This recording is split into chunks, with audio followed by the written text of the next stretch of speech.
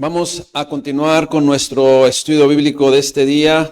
Estamos viendo el libro de Apocalipsis y hoy vamos a compartir con ustedes el tema número 8 o la sesión número 8 o la enseñanza número 8 que va a hablar de Sardis, la iglesia, una iglesia que se le llamó Sardis por la ciudad en la cual estaba asentada. Lo que vamos a ver ahora en el libro de Apocalipsis, que significa descubierto, revelado o destapado, de hecho en inglés es revelation o revelación, y va a estar del versículo 1 al 6, es lo que vamos a ver ahora del versículo 1 a 6 del libro de Apocalipsis capítulo 3. Como siempre haremos un repaso del contexto que es la iglesia de Tiatira, que estaba más al norte, y que como hemos explicado siguió una ruta el apóstol Juan, que estaba en la isla de Patmos desterrado. Si la isla de Patmos estaba aquí, lo que es Éfeso estaba un poquito al oeste, más al este, al oeste, y luego al norte estaba así todas las iglesias. Vamos en la número 5, creo, que es 5, 6, sí, nos faltan 2. Que es Sardis, ya empieza a bajar ahí la ruta, ¿no? Entonces, en Tiatira, que estaba al norte, le titulamos la semana pasada que mencionaba lo siguiente: guarda mis obras hasta el fin. Así es lo que resaltamos en el caso de la iglesia de Tiatira. Y el mensajero, pues, o el emisor de este mensaje, es aquel que tiene, como describe también en los primeros capítulos del mensaje a la iglesia de Tiatira, pues aquel que emite el mensaje es aquel que tiene ojos de llama de fuego y pies de bronce bruñido, aquel que no se le puede esconder nada y que es el que tiene autoridad, ¿verdad? Número 2, dice que conozco tus obras. A Dios no le podemos esconder absolutamente nada. Y una vez más, hoy lo vamos a ver, que Dios es omnisciente, Él conoce los pensamientos y conoce todas las cosas. Conozco tus obras de amor, de fe, de servicio y tu paciencia. Sin embargo, también en el punto número 3 vimos que tiene objeciones, réplicas, salvedades, inconvenientes, que usted lo puede ver pues en la exposición de la semana anterior. Ahora, las consecuencias es que dice que te pondré en cama. O sea, eso habla de enfermedades, de tribulación, precisamente a aquellos que participan en esos inconvenientes o en esos desvíos que las congregaciones posiblemente en un momento, si no se apercibe, pues pueden caer. Precisamente, pero es bien importante estar siempre apercibidos nosotros, y ese es algo que tenemos nosotros los ministros, los pastores, de apercibir, de repetir, de jalar con el cayado espiritual para que entonces no nos salgamos del camino correcto, aunque caigamos mal, a veces, ¿verdad? Punto número 5, la fidelidad de Dios va a ser para los que permanecen, para los que retienen lo bueno y no lo sueltan y de ahí se aferran, ¿no? Entonces siempre hay consecuencias. Ahí donde trabajo, de repente me dicen, ¿cómo le va, teacher? Le digo, pues al que se porta bien le va bien, y al que se porta mal, pues le va mal, ¿verdad? Entonces, a veces dicen, ya sé por qué me está yendo mal. Entonces, el punto número 6, pues acuérdese que Dios es un Dios que reconoce, ¿no? Que galardona. Y vienen las recompensas, en donde menciona que se tendrán autoridad sobre las naciones y regirán las naciones, pero no ahorita, aunque tenemos ahorita autoridad para predicar el evangelio, para resistir, ¿verdad?, lo incorrecto y poder compartir la palabra de Dios. Bueno, pero esta recompensa en donde dice, se refiere exactamente que tendrás autoridad sobre las naciones y regirán, va a ser después de que venga el Señor Jesucristo por segunda vez. Entonces, eso es lo que vimos la semana pasada a manera de resumen, ¿no? Vamos entonces a continuar con el tema número 8 o sesión número 8 o exposición número 8, la iglesia a Sardis, a la cual le titulé ¿Vivos o muertos? Vivos o muertos. No hay mitades, hermanos. O estamos vivos o estamos muertos, acorde con lo que Dios enseña en su palabra. Apocalipsis 3, del 1 al 6. A manera de introducción le comento lo siguiente.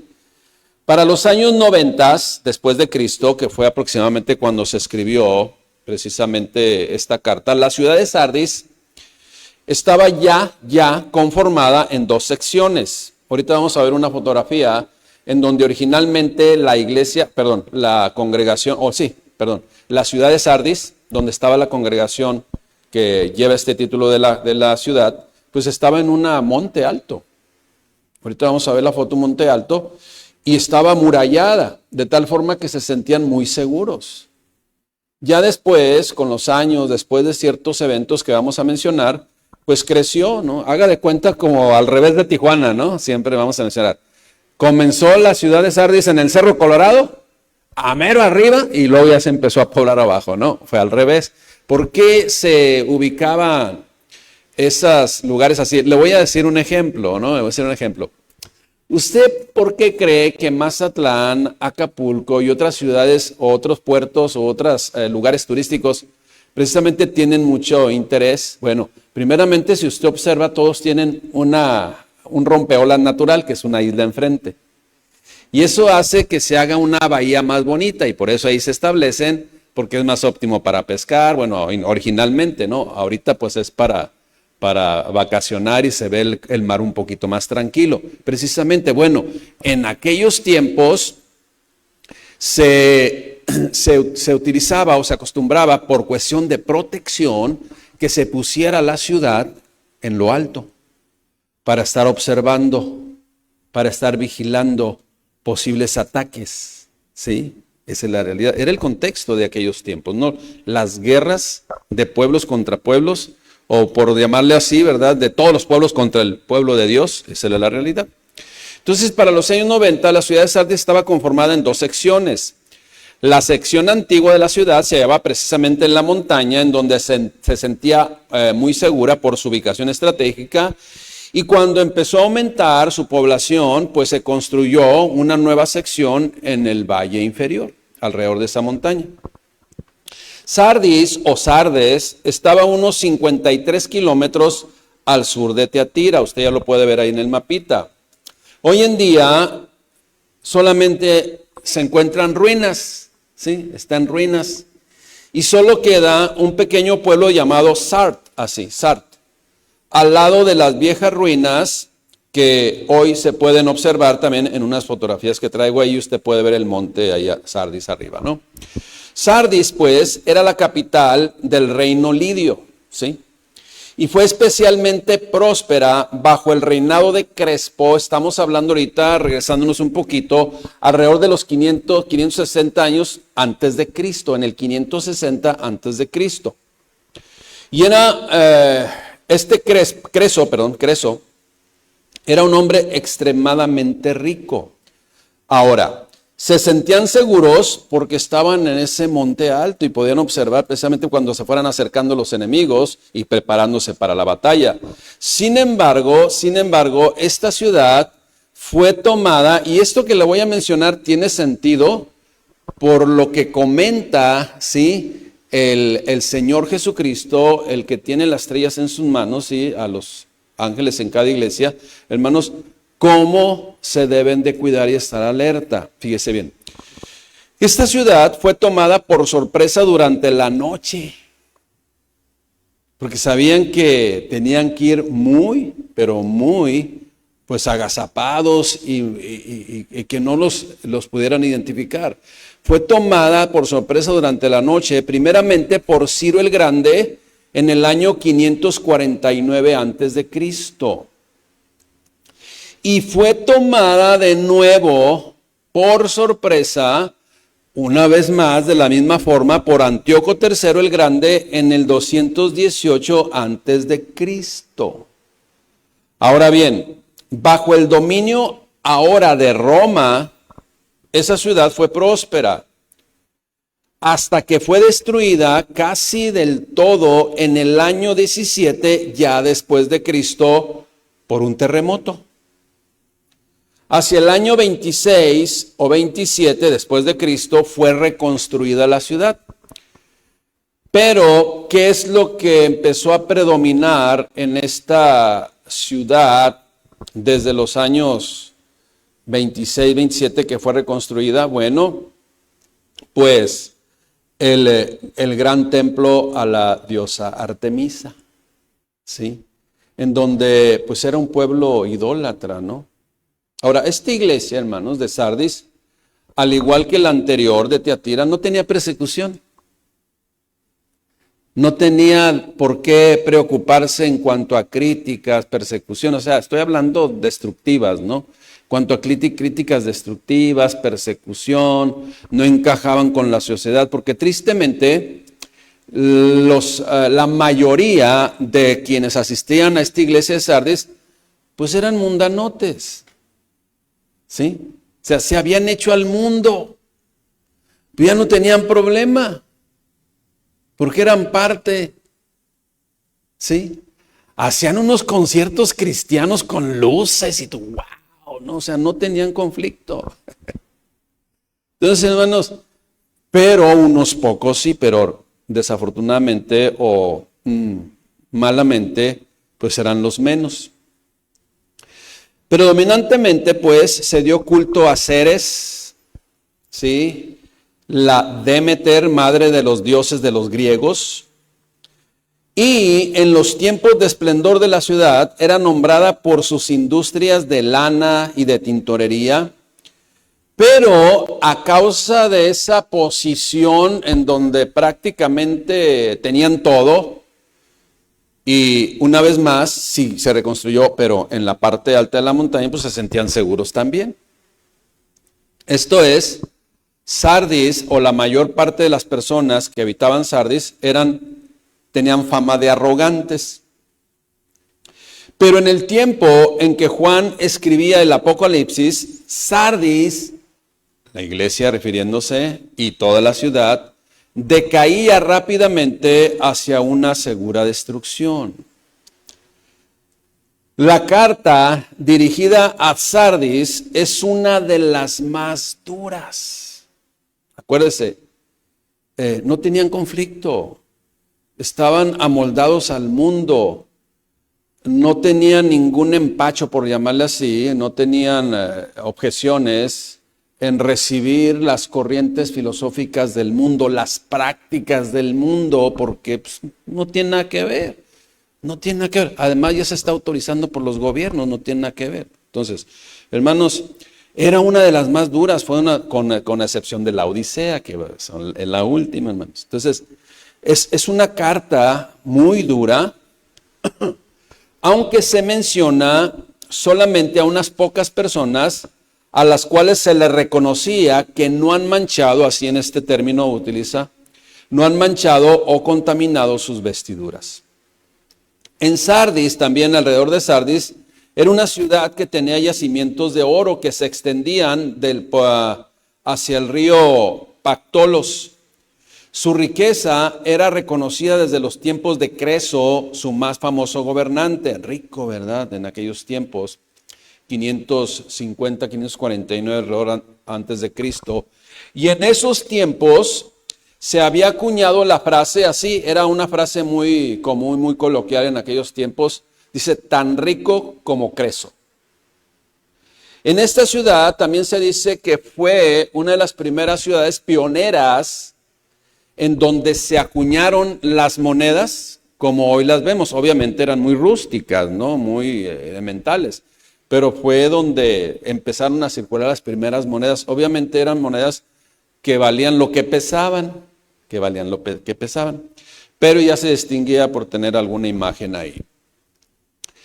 Entonces, sin embargo, aún con todo esto de riquezas, de comodidades, de lugar estratégico, etcétera, etcétera, era momento, de escribirle a esta congregación establecida precisamente en Sardis. ¿Por qué? Porque de todo lo que había hecho, de todos los logros que había obtenido durante sus primeros años, de eso solo quedaba el recuerdo. Ya que el estancamiento, hablando ahora de concretamente de los miembros, se habían estancado. se habían quedado prácticamente en un aletargamiento en cuanto a su crecimiento espiritual. Y la decadencia pues se había apoderado totalmente de ella. En contraste, entre lo que había sido y lo que hoy era, pues había grandemente una diferencia, un contraste totalmente. Pareciera pues que la facilidad con la que Sardis podía enriquecerse era precisamente la razón de su debilidad. Y acuérdense que uno de los temas que manejamos en la serie pasada, en la sabiduría, yo les comenté, es cierto que hay que ser sabios en el tiempo de escasez, pero hay que ser más sabios en el tiempo de abundancia, porque también esos tiempos de abundancia, yo me he dado cuenta y hemos sido testigos de cómo la gente se aleja de Dios, precisamente porque ya están en una comodidad que ya no necesito de Dios. O sea, lo que hemos dicho también siempre, soy cristiano mientras no tenga algo más importante que hacer o me sucedan otras cosas, ¿no? Entonces tengamos cuidado con actitudes en donde dejemos de agradecer a Dios. ¿Por qué? Porque nos bendice. Es incongruente, ¿no? Es incongruente. Bueno, entonces precisamente era la debilidad de la iglesia de Sardis. En Sardis, pues, como le dije al principio, le mencioné, se daba culto a Artemisa, una diosa pagana asociada con la fertilidad y la caza. De su templo hoy, a Artemisa, quedan algunas ruinas que nos permiten hacernos la idea de sus colosales dimensiones. Por ahí puse unos pilares que están altos, hermanos. En esta carta enviada pues a Sardis o a Sardes, después de presentarse, después de identificarse, el Señor no se va con rodeos. ¿Qué? Porque precisamente es lo que estamos comentando, hermanos. Esa seguridad, esa tranquilidad, esa prosperidad, esa riqueza material en la cual vivía la mayoría de los habitantes de Sardis y que muchos de ellos estaban siendo parte de esta iglesia. Hermanos, el Señor Dios, o en este caso el Señor Jesucristo, el que tiene las 7 estrellas en su mano, les dice, yo te envío una carta, pero te quiero decir algo sin rodeos. Piensas que estás vivo, pero en realidad estás muerto. Qué frase tan difícil, o tan drástica, o tan fuerte, hermanos.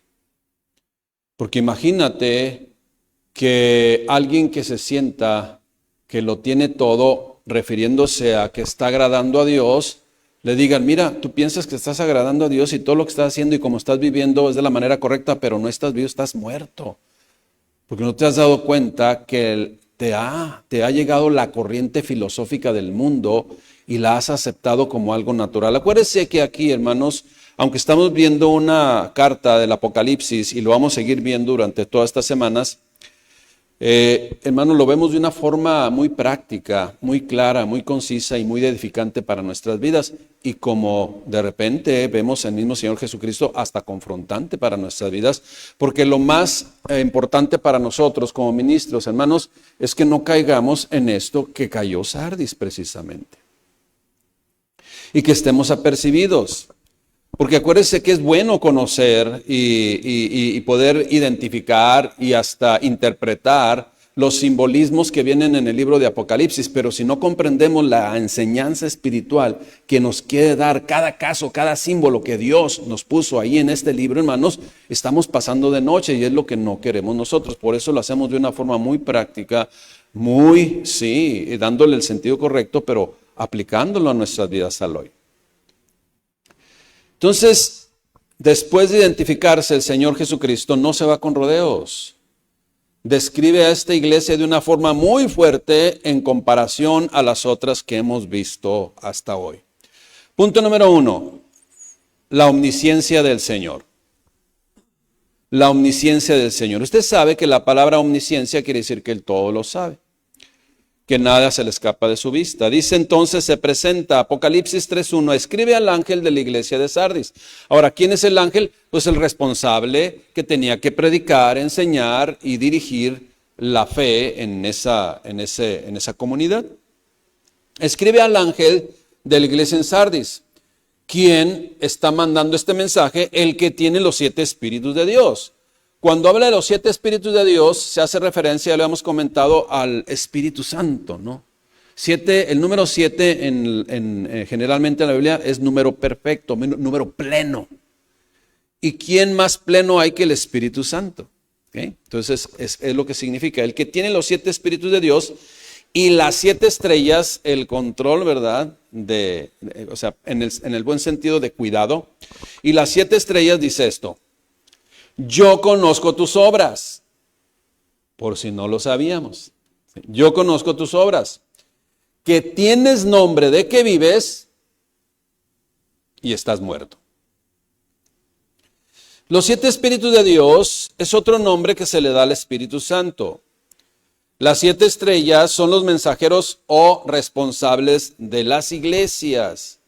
Otra vez, pues, como ya lo hemos mencionado e identificamos perfectamente, se dirige esta carta al responsable de la iglesia, en esta ocasión, Sardis.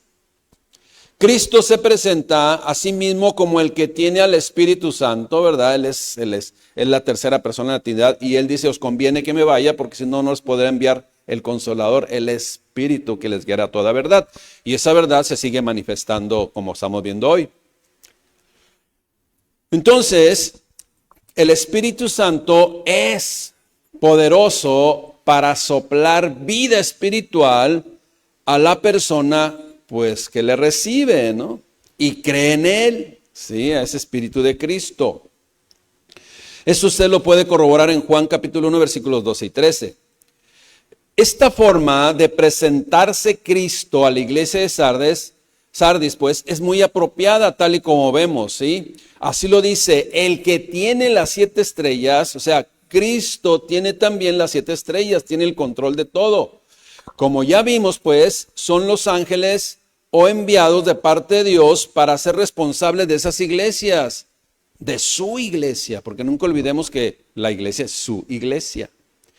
Todas las congregaciones que conforman la iglesia dispersa en todo el mundo, hermanos, es la iglesia del Señor. Y esta presentación que acabamos de leer es el preámbulo a la autoridad que tiene cada uno de los mensajes que le envió a cada iglesia. Y en este caso, una declaración tan fuerte como lo que acabamos de leer: yo conozco tus obras, que tienes nombre de que vives y te sientes con una vida espiritual acorde con lo que Dios ha establecido, pero en realidad estás extraviado, estás muerto. El comentarista Matthew Henry al respecto dice lo siguiente: al Señor no se le oculta el estado interior de su iglesia, y por ello puede decir sin equivocarse qué grupo realmente es una iglesia viva y qué grupo es solamente una apariencia de iglesia. Él sabe qué es lo que vive realmente y qué es lo que solo aparenta tener vida.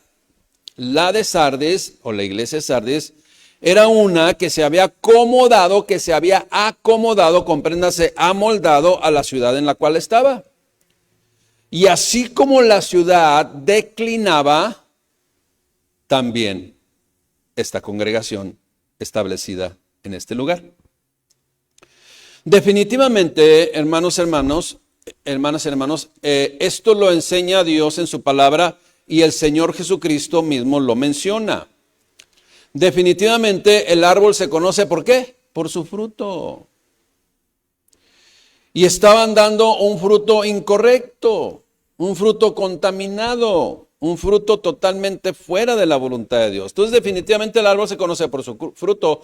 Y aunque muchas personas, en este caso en la iglesia de Sardis, pensaban que estaban creyendo, pensaban que estaban caminando el camino del Señor, estaban en una condición incorrecta. Estaban muertos, dice la Escritura.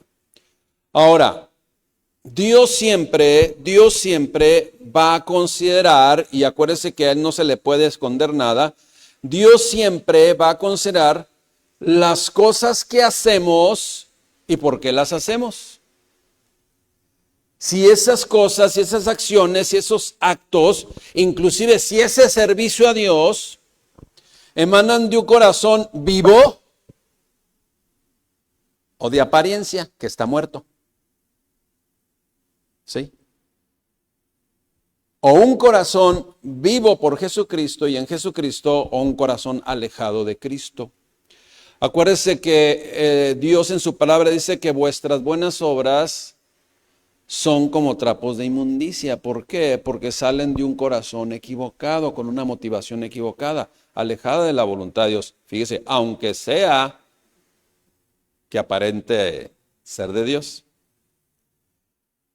Cuidado pues, hermano, hermana, que se caiga en un letargo, en donde se diga, por ejemplo, es que yo ya recibí de Cristo, estoy seguro, soy un nacido de nuevo, nadie me puede quitar lo que he recibido. Y entonces se vive una vida relajada y hasta desenfrenada. Le comento lo siguiente. He conocido personas que a todas luces, por el fruto, que a todas luces viven amoldados a este mundo con acciones que denotan que hay pecado en sus vidas, pero no me refiero a errores involuntarios, sino a practicar el pecado. Pero argumentan, pero yo soy cristiano reformado. Y una vez salvo, ya puedo hacer lo que yo quiera, lo que se me pegue la gana, y ya soy salvo. O sea, algo parecido como ya compré mi indulgencia y la tengo bien guardadita y nadie me la puede quitar, pero está muerto. ¿Me explico, hermanos? Tengamos cuidado con esas filosofías que no son de Dios y que lo único que traen es confusión o un pensamiento positivo que no es lo que Dios enseña en su palabra. De ahí pues que el Señor sigue exhortando. Fíjese, el punto número 2, no he hallado tus obras perfectas. Aunque te sientas seguro, aunque ya tengas tus indulgencias compradas, aunque ya hayas hecho... Mis hermanos, fíjese que mucha gente cree en filosofías que no son lo que Dios enseña en su palabra, y ahorita lo vamos a ver. Que dicen, por ejemplo, tienen sus niños de 8, 9, 10, 11, 12 años y todavía muy entregados, muy obedientes y asisten a la congregación y todo, ¿verdad? Pero llega un momento en que pasan cierta edad y se alejan. Pero tú dices, no, es que era bien entregado, ahorita anda, pero sigue siendo un hijo de Dios. ¿Será? Y yo sé que esto puede traer polémica, pero pues hay que predicar la palabra de Dios y hay que quitar vendas, correr el velo. ¿No ese joven, sí, que anduvo, como decía el profeta José, con esta, con aquello, con esto, con lo otro? Hermanos, necesitan nacer de nuevo. Porque si no, no hay ni que... Dios no tiene ni nietos cristianos, ni... Hay que nacer de nuevo, hermanos, porque los niños son de Dios, pero entran en una condición ya de conciencia de maldad y el mundo los jala. Y cuando... porque muchas veces ya no regresan, tristemente. Pero si regresan es necesario que se arrepientan. Dios los está esperando, obviamente, y siempre va a estar con los brazos abiertos, pero es necesario ¿un qué? Un arrepentimiento. ¿O acaso no llegó después de que se arrepintió el hijo pródigo? Y el padre lo recibió. Bueno, eso es algo que Dios considera siempre. Pero entonces, hermanos, dice el punto número 2, no ha hallado tus obras perfectas. Apocalipsis 3:2 dice, sé vigilante.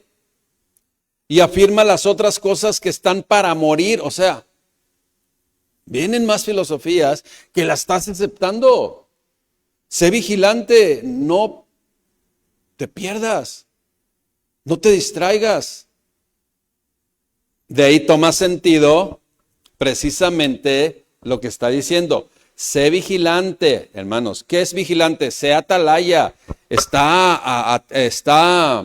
alerta. No como el año 549 y el 220 y tantos, cuando te llegó la destrucción de noche y te sorprendió. ¿Ya fija cómo toma sentido? ¿Por qué le menciona esto? Porque en la historia ellos sabían lo que había acontecido. Que se descuidaron, que sus atalayas, que aquellos sí, que debían estar vigilando en la noche, se durmieron o no se dieron cuenta y los sorprendieron y tomaron la ciudad. Por eso le dice estas palabras, hermanos. ¿Se acuerdan que le dije que tenían relación? Sé vigilante y afirma las otras cosas que están para morir. Porque no he hallado tus obras perfectas delante de Dios. ¿Cómo dice? No he hallado tus obras perfectas delante de Dios. O sea, pareces y te declaras que estás vivo, pero estás muerto.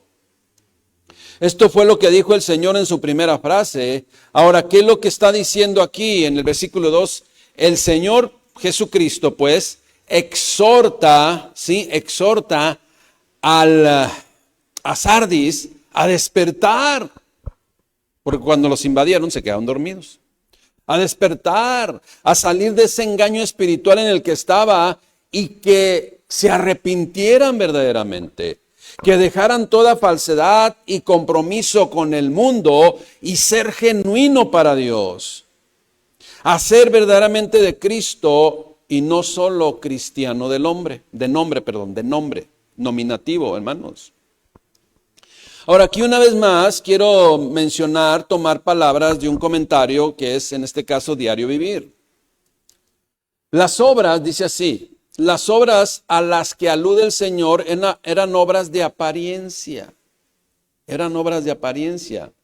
Eran obras que agradaban al pueblo, eran obras que eran bien vistas, pero eran hechas para agradar a los hombres, para ganarse su favor. Por lo tanto, desagradaban a Dios. Hermanos, no se puede agradar a Dios y a los hombres, sigue diciendo el comentario. Por eso es muy importante el analizar nuestras motivaciones a la hora de hacer cualquier acción que realicemos. Y esas motivaciones deberían ser las de Dios. Muchas veces podrían darse cuenta de que en realidad hacen esas obras para beneficiarse a sí mismo, más que por un genuino amor a Dios y a los demás. Las obras, pues, podrían ser en apariencia perfectas. Uy, qué espiritual el hermano. Como una vez, hace muchos años, un alumno de ahí de la escuela bíblica me dice, maestro, dice, yo no sé por qué, pero Dios cómo me usa con las mujeres. Cuidado. O sea, yo la percibí, cuidado, ¿sí? Porque quizás no sea Dios, sino es tu motivación. Y entonces ahí, ¿verdad? Hay que, pues, apercibir. Por eso le digo, las obras podían ser en apariencia perfectas, pero en este caso, en Sardis no lo eran. Porque la motivación al hacerlas eran incorrectas, no eran correctas. Termino el comentario. Sardis, perdón, levanté mucho la voz, quería toser y así. Bueno. Sardis, una vez más, ante los ojos de Dios, una vez más, ante los ojos del entorno. Bueno, ante los ojos de Dios no era correcto. Ante los ojos de la sociedad, de lo que le rodeaba, era una superiglesia. Con instalaciones de primera, por llamarle así. Una excelente ubicación, de los equipos más actuales. Pero al Señor no le importa eso. No, hermanos. Dios, usted y yo sabemos lo que, ¿sí? No mides a su estatura ni a su parecer, le dijo, sí, el profeta de parte de Dios a Samuel. Sino Dios lo que ve es el corazón. Es muy importante, hermanos. Acuérdese que la iglesia no existe para agradar a los hombres, sino a Dios. Una vez más repito, la iglesia no existe para agradar a los hombres, sino a Dios. Y eso lo tenemos nosotros muy, pero muy claro en nuestras vidas. Nosotros no estamos para agradar a los hombres, sino a Dios. Hermanos, el subirse aquí, mucha gente tiene, oye, voy a predicar el evangelio para que me vean, entonces, para salir en el tuyú. No, hermanos, ¿eso qué? ¿Eso qué? Nosotros lo hacemos porque pues, es una herramienta que se nos pone y hay que aprovecharla para evangelizar, para expandir el evangelio, pero para que me vean. No, hermanos, ya estamos en una motivación incorrecta. Y esa persona que piensa así no tiene conciencia de la responsabilidad que es dar la palabra de Dios. ¿Sí? De la responsabilidad que es dar la palabra de Dios. A veces utilizamos una palabra, un concepto o un personaje por otro personaje. A veces se nos va, pero no estamos diciendo herejías. Se puede mencionar, en lugar de por decir que yo digo, el profeta Natán, digo Amán, que fue el que allá en el Antiguo Testamento, bueno, los son del Antiguo Testamento, pero yo me puedo confundir, pero el mensaje ahí está. ¿Sí me explico? Se puede confundir, pero eso no es incorrecto delante de Dios, aunque debemos tener cuidado, obviamente, ¿no? Entonces la iglesia no existe para agradar a los hombres, sino a Dios.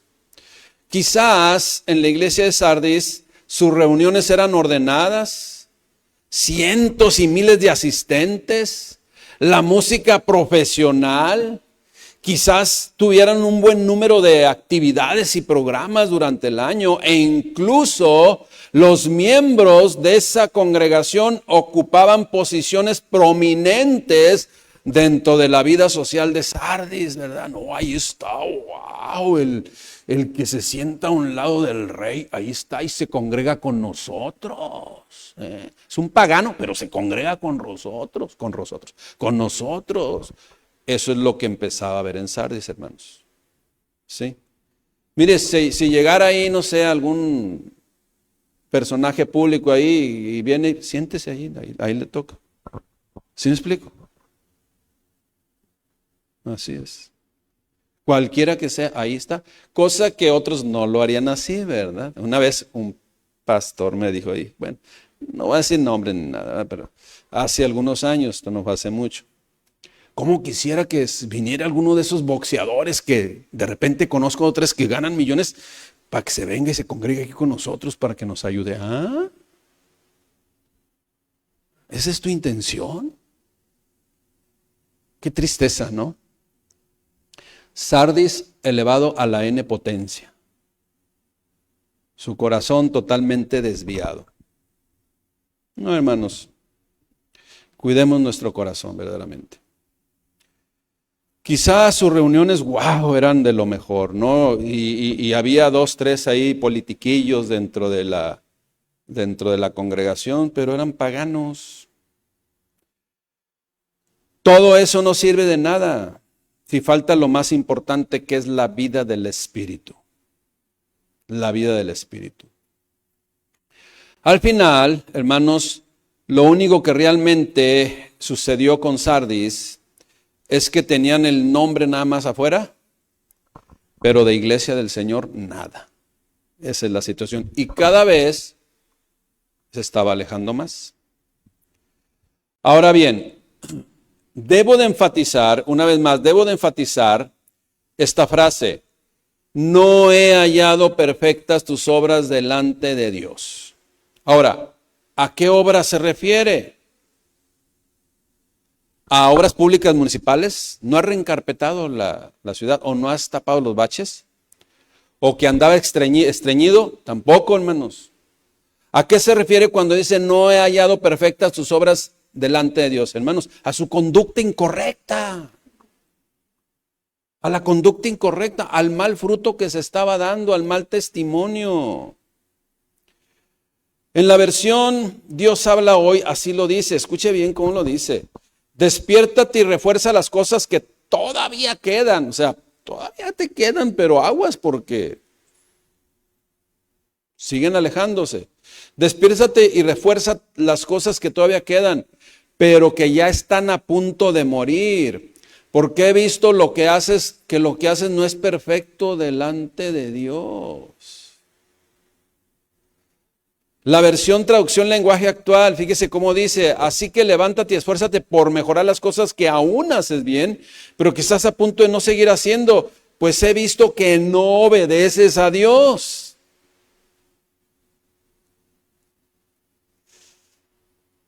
Una versión más, esta no la puse, pero crees palabra, Biblia la palabra, no la puse aquí. Despierta pues y reaviva lo que aún no ha muerto del todo. Fíjense nada más. Porque ante los ojos de mi Dios tu comportamiento está lejos de ser irreprochable. Entonces, hermanos, ¿a qué obra se refiere? A cómo andan viviendo. Y obviamente, iglesia, uno como ministro, como predicador del mensaje de la palabra de Dios, tiene que apercibir, tiene que confrontar, tiene que aclarar, ¿sí? Como lo está haciendo Jesucristo a la iglesia de Sardis. Pero sabe que mucha gente, cuando nosotros hablamos claramente, concisamente la palabra de Dios, nos tachan de legalistas. Una vez más menciono la analogía. ¿Sabe quién nos tacha ahorita de malos maestros a los teachers? Los alumnos que no acreditaron. Y están reclamando y reclamando y reclamando. Es que no me conozcan. Mi argumento es este: yo soy contador público y solamente proceso información, Yo ni le agrego ni le quito. Así de sencillito. Hermanos, entonces, cuando uno predica el mensaje de la palabra de Dios correctamente, no para decir palabras lisonjeras o adular o venirte a leer el horóscopo desde el público, hermanos, aquí no es así. Aquí es la palabra de Dios, así, con una claridad concreta, ¿sí? Que no debe de rayar en la confusión, sino en eso que tú dices, ¿sabes qué? Wow, está difícil, pero aquí está mi corazón, hermanos. Pero qué tristeza, al igual que los alumnos, que quien está practicando tales cosas tacha a la persona que está predicando la palabra, como a los profetas, como a los discípulos, después apóstoles y como al Señor Jesucristo, de legalistas. Yo siempre aludo, hermanos, aquí, siempre aludo aquellos actos, principalmente resalto, aquellos actos o acciones incorrectas que en la propia ley, obviamente no estamos en la ley ya, estamos en la gracia, pero que en la propia ley tenían como sanción la más fuerte de todas. ¿Cuál es la sanción más fuerte de todas en el Antiguo Testamento? ¿No han leído el Antiguo Testamento, hermanos? ¿Cuál es la sanción más fuerte que había en el Antiguo Testamento? La muerte. La muerte. Hoy, gracias a Dios, no estamos en la ley, estamos en la gracia.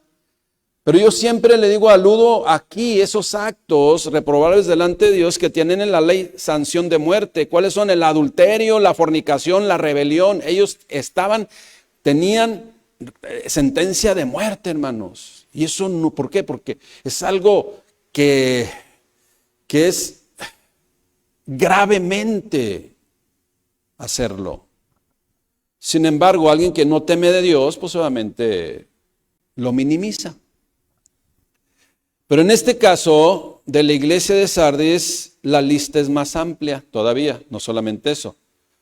Relajación espiritual, conformismo o amoldamiento, conformismo de conformarse, ¿no? Amoldarse, ¿sí? Aletargamiento espiritual.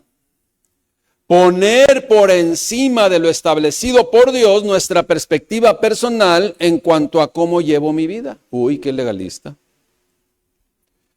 Una vez más, otro comentario, hermanos, y yo me apoyo de comentarios para poder soportar lo que yo les estoy compartiendo, iglesia.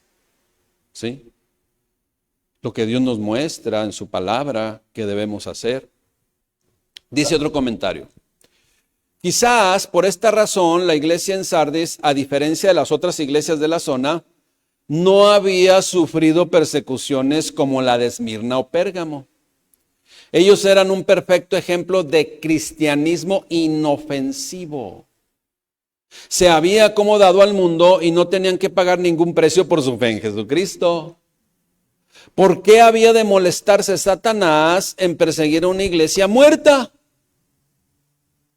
Pero una iglesia que está viva, que esté viva y que predique la palabra del Señor siempre estará bajo los ataques del enemigo. Siempre va a querer destruir, siempre, hermanos. Estar satisfechos como estaba la iglesia de Sardis y descansar en los logros del pasado es lo que estaba sucediendo en Sardis. Estar más preocupados en las formas que en la realidad espiritual. Tener más interés por las cosas materiales que en las espirituales. Eso es lo que estaba sucediendo en Sardis. Hacer más énfasis en la denominación que en la palabra de Dios. Aguas, hermanos, por idolatrar un grupo. Aguas, hermanos, con idolatrar un ícono. Aguas, hermanos, con idolatrar una denominación. Perder la convicción de que cada palabra de la Biblia es la palabra de Dios. Hermanos, lo que predicamos es la palabra de Dios, no son argumentos humanos. Pero y luego, iglesia, le dicen, el pastor es esto, es otro, es aquello. Hermanos, lo que predicamos aquí, la palabra de Dios, lo estás diciendo contra Dios más bien. Y debemos tener mucho cuidado. Bueno, es lo que estaba sucediendo en Sardis. Sigo leyendo el comentario, nomás que a veces como que me emociono, ¿verdad? Varias ilustraciones que describen bien el estado de la iglesia de Sardis. Una de ellas eran como un museo de animales disecados. Usando la expresión que el Señor aplicó a los judíos en su tiempo, eran sepulcros blanqueados, flores artificiales sin olor. Esto es, los cristianos de ahí eran estatuas de cera. ¿Ok? Parecía que eran de verdad, pero no eran de verdad.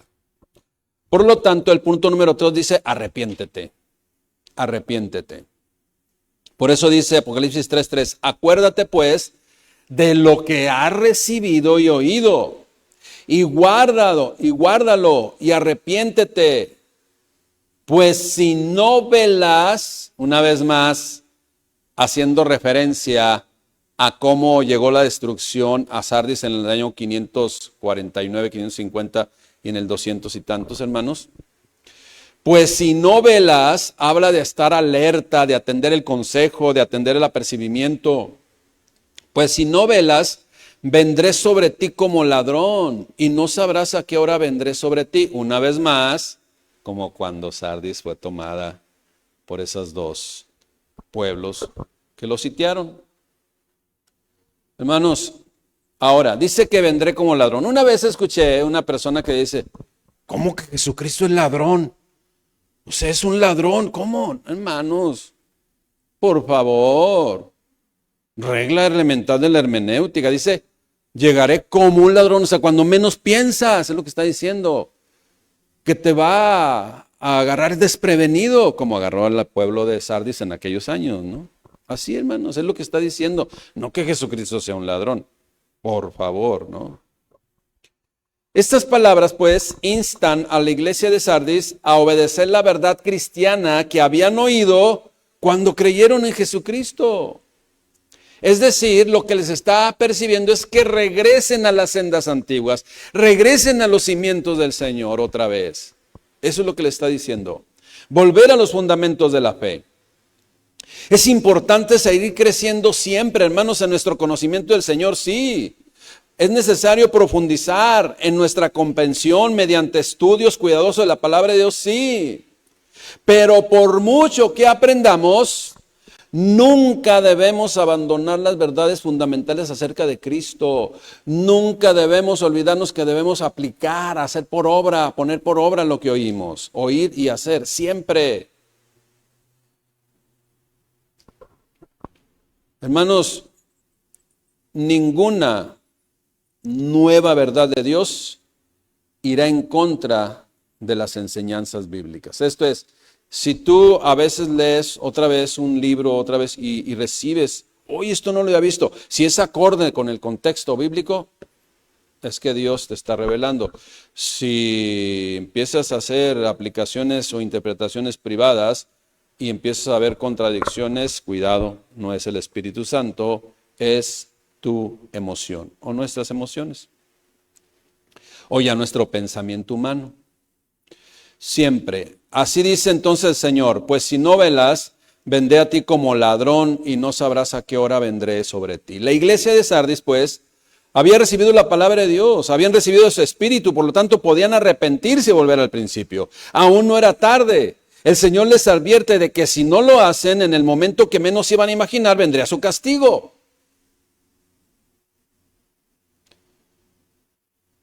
¿Cuál era el castigo? Sigamos leyendo. Punto número 4. Tristemente, dice, solo algunos están vivos. Y era la minoría. Era la minoría. Apocalipsis 3:4.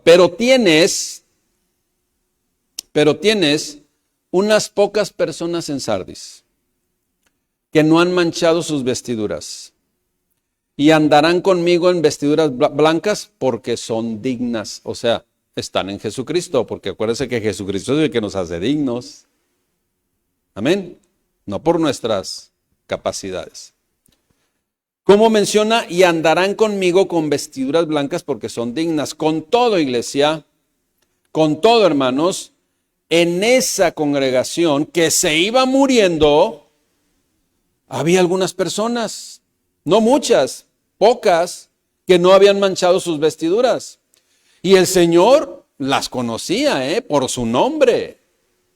Él las conocía. ¿Se acuerda de la piedrita blanca que solamente quien la reciba sabe quién es? Bueno, es algo parecido. El Señor las conocía por su nombre. Eran personas creyentes de verdad que habían recibido la santificación y la purificación a través de la palabra y recibían el mensaje de la palabra de Dios en su espíritu para crecer, para consagración, para madurar. Eso lo vemos en Efesios 5, 25 al 27. Dice que Cristo, mujer, varón, ama a tu esposa como Cristo amó a la iglesia, se entregó a sí mismo para santificarla, habiendo lavado por el lavamiento de la purificación de la palabra. Así dice, ¿no? Que habla de purificación y de lavamiento, ¿sí? Entonces, hermanos, eso es lo que debemos hacer usted y yo, o debe de ocurrir en usted y yo cuando recibimos la palabra de Dios. Purificación, consagración, lavamiento. A ellas, pues, a estas cosas el Señor ocupa que sucedan. Esas cosas refiere que ocupa que sucedan en nuestras vidas. Ahora, ¿con qué claridad, pues, podemos ver aquí que en una misma congregación, porque dice, la mayoría estaban extraviados, muertos, pero pocos no habían manchado sus vestiduras? Ahora, hermanos, aquí vemos con claridad que pues no es el mensaje o el emisor del mensaje, es el receptor del mensaje lo que va a hacer la diferencia. Y si cuando se recibe el mensaje correcto, aún el receptor va a hacer la diferencia en obedecer o desobedecer o ignorar, ¿sí? O no ignorar, hermanos. Imagínense cuando no se predica la palabra de Dios. Pues ahí tanto el receptor como el emisor están desviados, ¿no? Entonces, hermanos, debemos tener mucho cuidado cómo recibimos la palabra de Dios y nosotros cómo predicamos el mensaje de la palabra de Dios. Entonces, Dios desea y resalta, pues, que algunos pocos andaban aún con vestiduras blancas, que es símbolo de santidad y pureza, mientras que otra parte, que era la mayoría, pues ya estaban muertos. Estar, pues, en una iglesia viva y llamarse cristiano no es garantía de estar vivo. ¿Amén? ¿Lo vuelvo a repetir? Estar en una iglesia viva, que mantiene la comunión con Dios, y la única motivación es lo de Dios, y llamarse iglesia cristiana no es garantía de que se es salvo, porque eso es ya del receptor, hermanos. O sea, obviamente que Cristo, que se obedezca el mandamiento de Cristo, ¿no? Porque a final de cuentas, quien obedece o desobedece, ¿quién es? ¿Verdad? Así de sencillito. Pedro traicionó, pero se arrepintió y obedeció y fue perdonado. Judas traicionó, pero no se arrepintió y no obedeció y fue su voluntad. Así totalmente de una manera libre que él decidió hacer eso, ¿no? ¿Tuvo la oportunidad de arrepentirse? Claro que sí. Todos, porque si no tuvo la oportunidad de arrepentirse, pues entonces, todos. Algunos quedaríamos fuera, ¿no? Pero todos tenemos la oportunidad o tuvimos la oportunidad de arrepentirnos y por eso estamos acá, pero sigamos creciendo. Punto número 5. Hablando del castigo, hermanos. El que venciere no será borrado del libro de la vida. Ahora pregunto, ¿y el que no venciere? Bueno, solamente lanzo ahí el comentario, ¿no? Apocalipsis 3:5, el que venciere será vestido de vestiduras blancas, y no borraré su nombre del libro de la vida, y confesaré su nombre delante de mi Padre y delante de sus ángeles. Ya se fija que es Jesucristo delante de mi Padre y delante de sus ángeles. Vestido de vestiduras blancas significa puesto aparte para Dios y hecho puro en Jesucristo, obviamente. Cristo pues promete honor y futuro y vida eterna a quienes se mantienen firmes en su fe. Los nombres de todos los creyentes están registrados en el libro de la vida. Este libro simboliza que Dios conoce a quienes le pertenecen. A los tales se les garantiza la inscripción en el libro de la vida que se presentará ante las huestes de los cielos como pertenencia de Dios. O de pertenencia de Cristo, de Dios en Cristo. El que venciere no es el que deba sostener su salvación hasta el final, lo cual implicaría una salvación por obras. No es por obras para que nadie se gloríe, es por Jesucristo, pero nosotros tenemos que, acuérdese lo que siempre he repetido, se deben de hacer obras, frutos dignos de arrepentimiento, sí, pero no es para convencer a Dios y ganarnos la salvación, sino es como fruto de un hijo de Dios que está pegado a la vid verdadera y que da como pámpano una buena calidad de uva. ¿Me explico? Esa es la realidad, hermanos. Tenemos que estar en él, pero obviamente el fruto se va a ver, pero no para convencer a Dios, sino muestra de quiénes somos ya en Dios con una nueva naturaleza. El que venciere es el que ya ha vencido por medio de Cristo y de esa manera vence al mundo, al diablo y al pecado. Obra hecha por Jesucristo no es una obra humana. Nunca jamás perdamos de vista eso. La iglesia de Sardis, pues, estaba llena de apóstatas. Y solamente había pocas excepciones, y eran aquellos que no habían manchado sus vestiduras. Por eso Cristo dice que no iba a borrar sus nombres del libro de la vida, porque eran fieles. Sin embargo, de los otros, pues ahí está, ¿no? Y Apocalipsis 3:6. Bueno, yo le titulé aquí, tengamos oídos para oír, iglesia. Tengamos oídos para oír. Apocalipsis 3:6 dice el Señor Jesucristo, el que tiene oído, oiga lo que el Espíritu dice a las iglesias. En este caso, a Sardis.